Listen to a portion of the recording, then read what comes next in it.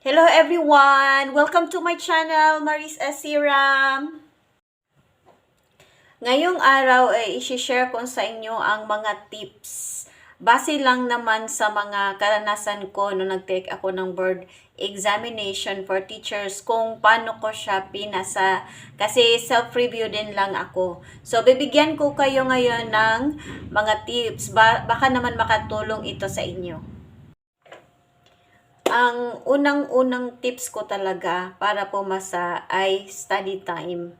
So, kailangan nating mag-study at ilang oras ba ang ating na-spend para mag-review o mag-study para sa board examination. So, self-review lang din kasi ako kasi I am working as an ESL teacher. So, ang aking ginawa ay talagang naglalaan talaga ako ng oras para mag-study. Maybe 3 to 4 hours a day. Kaya marami akong print out dito. So, hindi lang yung major ko yung sinastudy ko, pati na yung general education like mathematics, English, and other subjects. At kung minsan, pag nakalimutan mo agad yung binasa mo, or makakalimutin ka, so ako din ganyan eh. So, ang ginawa ko ay inulit-ulit ko, binasa ko ulit, hanggang sawa, hanggang na-familiarize ko. So, no need to memorize. Ano lang talaga siya, familiarize. Second tip ko ay mag-answer ka ng 150 items araw-araw sa major mo, 150 items, 100 items for professional education, and 150 items for general education. Pag nag-answer ka na sa major mo, 150 items, mag-time limits ka. Kailangan may alarm ka or stopwatch. So, ilang minuto mo ba natatapos yung 150 items? So, professional education, your major, and general education. Kailangan may time limits kasi kailangan nag-practice ka na dito pa lang sa bahay mo. Kasi pagdating mo sa board examination, lang yun 2 hours lang yung professional education, 2 hours yung general education, and each of them 150 items. So, ang kalaban mo kasi dito yung oras mo. Kaya dito pa lang sa bahay mo, pinaktis mo na magbasa ng magbasa, tapos naka-answer ka ng 150 items with time limits. Siguro mga 1 hour, mag-limit ka ng 1 hour para sa pagdating ng board examination is hindi ka na nahihirapan.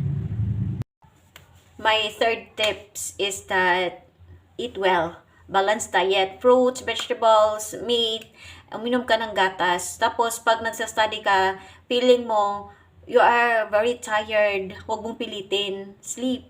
So, take a nap. So, huwag mong pilitin yung sarili mo kasi pag pinilit mo kasi na, study lang talaga, hindi na matitake ng brain mo lahat yun.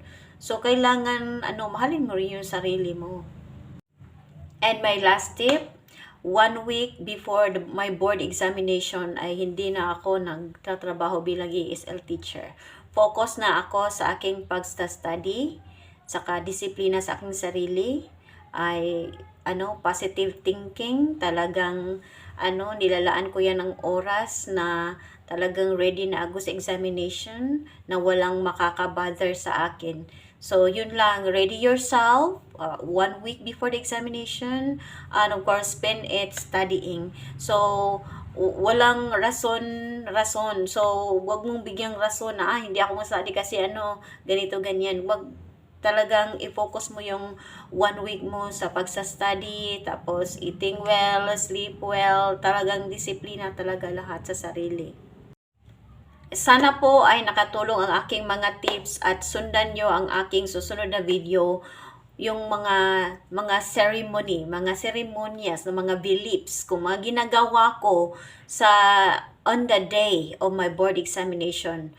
May mga ginagawa din ako ng mga kagaya ng ang isinuot ko kasi pag mag-board ka ng for teachers examination ay white upper, and of course black pants, and of course black shoes. So yun, bibigay ko yung tips sa inyo kung ano ang isuot ninyo para maging swertihin kayo sa inyong board examination.